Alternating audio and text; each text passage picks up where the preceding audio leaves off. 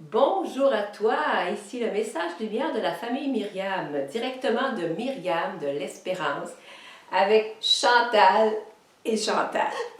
Et ce matin, Chantal elle a eu une piqûre d'espérance à travers la méditation de la parole de ce jour. Alors, je lui laisse la parole pour toi. Oui, vraiment, j'ai une piqûre d'espérance et j'ai le goût de te la communiquer. D'abord, l'auteur de l'Épître aux Hébreux dit quelque chose qui m'a piqué, qui m'a interpellée. Il parle d'abord à des gens qui ont beaucoup d'épreuves. Il dit, ne perdez pas votre assurance. Grâce à elle, vous serez largement récompensés. C'est comme si le Seigneur m'avait dit, à moi, à toi sans doute, ne perds pas ton assurance. Non, ne perds pas ton espérance. Parce que oui, je suis fidèle et ton assurance va porter du fruit. Et là, je me disais, dans la vie courante, quand je fais un effort pour bâtir le royaume, quand je fais un dépassement pour plaire au Seigneur, pour le suivre, qu'est-ce qui sape mon assurance? Qu'est-ce qui diminue mon espérance?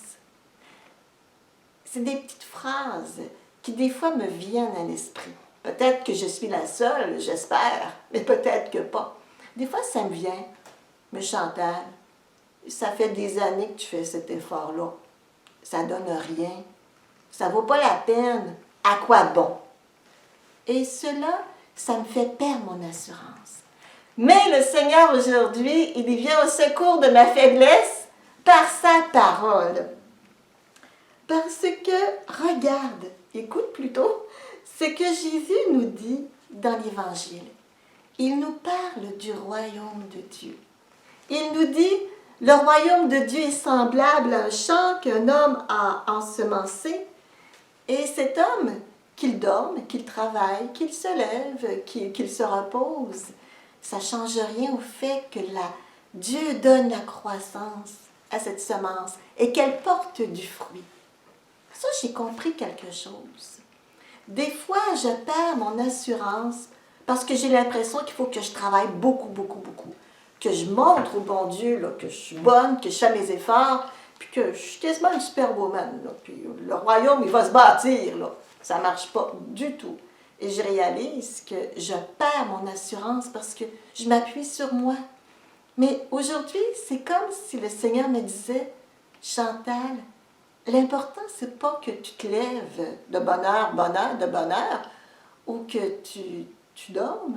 Ce n'est pas tant important ce que tu fais. C'est que tu sois cette terre qui m'est offerte et qui me fait confiance. Et le Seigneur permet à travers cela aussi, par des lectures complémentaires, que je comprenne mieux. Le Seigneur ne me demande pas de faire, il me demande de tout vivre avec lui. C'est comme cela que je vais être une terre, qu'il va pouvoir féconder. Le Seigneur, c'est comme s'il me disait, écoute bien, c'est un extrait d'un livre, La vie d'identification au Christ. Jésus m'invite à ne rien faire seul, à faire tout avec lui, la main dans la main, aller avec lui à la prière, aller me reposer, aller répondre au téléphone, manger, pourquoi pas, ma collation, m'émerveiller de la neige qui tombe. Qu'importe, si je le vis avec lui, main dans la main, je suis cette terre qui se repose en lui. Et le Seigneur fait croître l'intimité, ma fécondité, le royaume aussi en lui, en moi. Et là aussi, le Seigneur continue de m'enseigner par la suite de l'Évangile d'aujourd'hui. Mais là, j'ai besoin de l'aide de ma petite sœur Chantal, qui pour vous, qui pour nous, de fait, va chanter cette parole avec des gestes. On appelle cela une parole de vie. Alors, écoutons la parole d'un cœur, d'une terre accueillante.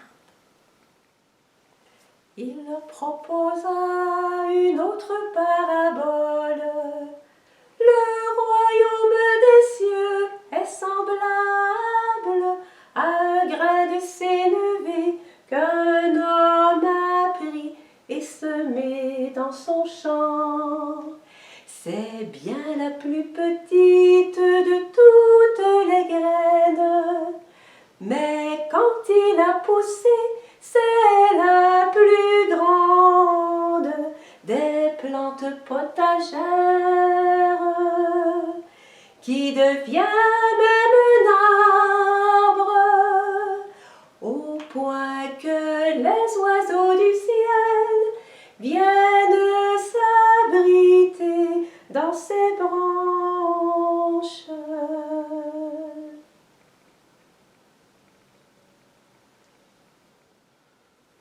Elle est belle, la parole de Dieu. Elle est pleine d'enthousiasme. Quel est à toi le petit grain de sénévé que le Seigneur a déposé dans ton cœur, qu'il t'inspire de faire et qui pourra porter du fruit? Je me rappelle que la petite Thérèse de Lisieux disait « Nous sommes des petites âmes qui ne pouvons qu'offrir au Seigneur que des petites choses. » Mais quelle petite chose! Quel sera ton grain de sénévé? Quel sera le mien aujourd'hui que nous pourrons, toi et moi, déposer dans l'offrande de Jésus? Et l'offrande de Jésus, son oui, aura une portée infinie. C'est le oui de Jésus qui donnera à ce petit grain de sénévé que nous voudrons bien semer, qui donnera cette fécondité qu'on ne peut peut-être même pas soupçonner aujourd'hui. Alors ces deux paroles-là me donnent aujourd'hui du courage, de la force pour continuer de semer pour le royaume.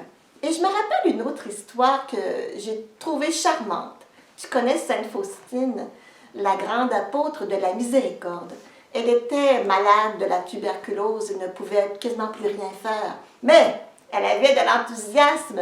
Alors elle était tout simplement en train de tricoter. Puis là, elle se dit, faut quand même être wise avec le bon Dieu. Hein? Excusez-moi l'expression anglaise. Elle dit à Jésus, Seigneur, je suis malade, je l'accueille pour toi.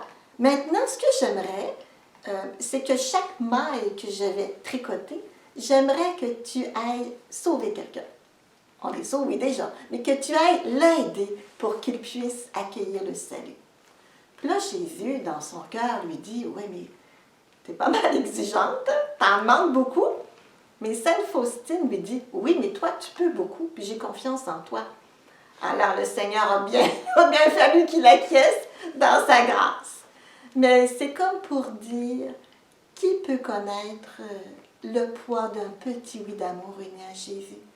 Ce grain de sénévé que tu vas semer aujourd'hui, tu ne peux pas t'imaginer ce que le Seigneur veut en faire pour toutes sortes d'oiseaux qui pourront en profiter.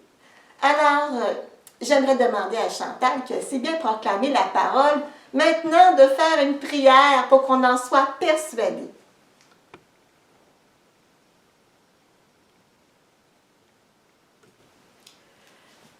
Seigneur, moi j'ai l'impression que tu nous invites en tous les cas à avoir une grande espérance. Toi, tu en as une grande pour nous. Tu voudrais qu'on soit dans un émerveillement même à l'avance. Puis je pense à ceux qui se préparent déjà en triant leurs graines en vue du printemps, en vue du prochain jardin. Ils rêvent déjà, eux autres, de voir les carottes, etc. Alors nous, Seigneur, on voudrait te demander cette espérance qui voit l'au-delà dans nos petits plus de ce jour. Merci, Seigneur, de donner la perspicacité et l'humour aussi avec toi, parce que toi, tu veux travailler avec nous. Seigneur, moi, je te présente toutes les mamans, tous les autres, mais qui travaillent fort au quotidien. Je te remercie de les visiter par l'Esprit Saint. On va avoir une belle récolte ensemble, Seigneur, ce soir. On va pouvoir déjà récolter ces fruits-là, simplement pour aujourd'hui. Gloire au Père, au Fils et au Saint-Esprit, au Dieu qui est, qui était et qui vient, pour les siècles des siècles. Amen.